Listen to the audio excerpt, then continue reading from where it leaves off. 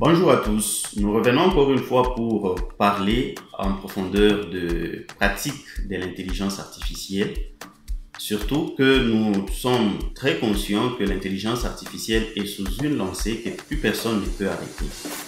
Bien sûr qu'on ne va pas se demander quand et comment les robots vont remplacer l'humain dans la stricte mesure d'application de certaines tâches industrielles, mais plutôt de nous équiper pour que quoi que les robots viennent, et d'ailleurs à pas des géants, que l'on trouve aussi notre place en étant informé de comment la machine est en train de tourner et à quel niveau nous pouvons être utiles, quoique les robots semblent être capables de beaucoup, en tout cas.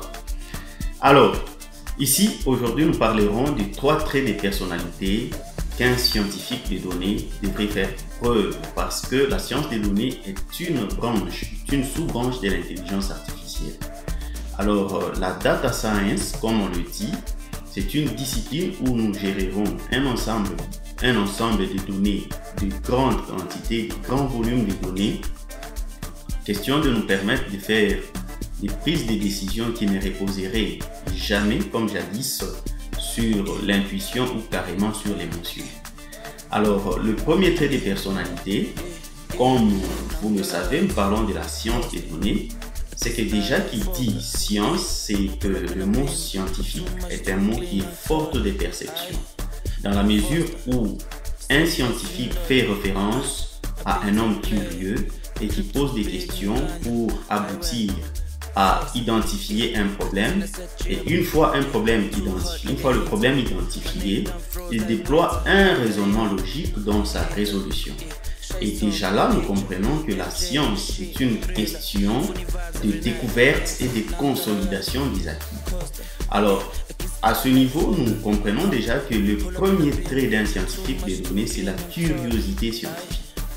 Qui dit curiosité scientifique, c'est que nous voyons dans l'ensemble, comme je venais de le dire, les questionnements, l'identification du problème, le déploiement d'un raisonnement logique dans la résolution de ce problème.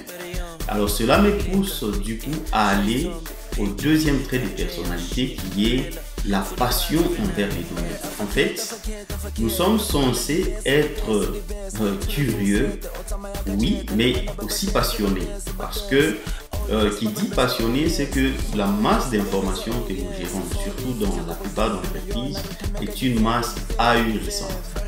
Alors, dire qu'on peut procéder par une réflexion mentale pour prendre des décisions par rapport à tel ou tel autre problème particulier devient impossible.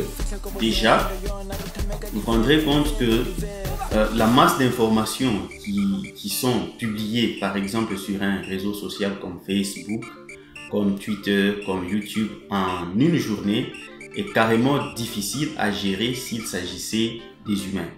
Mais alors, un scientifique des données est censé faire preuve de cette volonté d'approfondir sa compréhension face à cette masse de données, afin que lorsque l'ordinateur lui proposera son observation, étant donné que ces derniers pourraient déceler des structures cachées dans cet ensemble de données ahurissantes, que l'homme soit capable de donner une certaine interprétabilité, déployer un jugement et apprécier la qualité de ces données que lui fournirait l'ordinateur.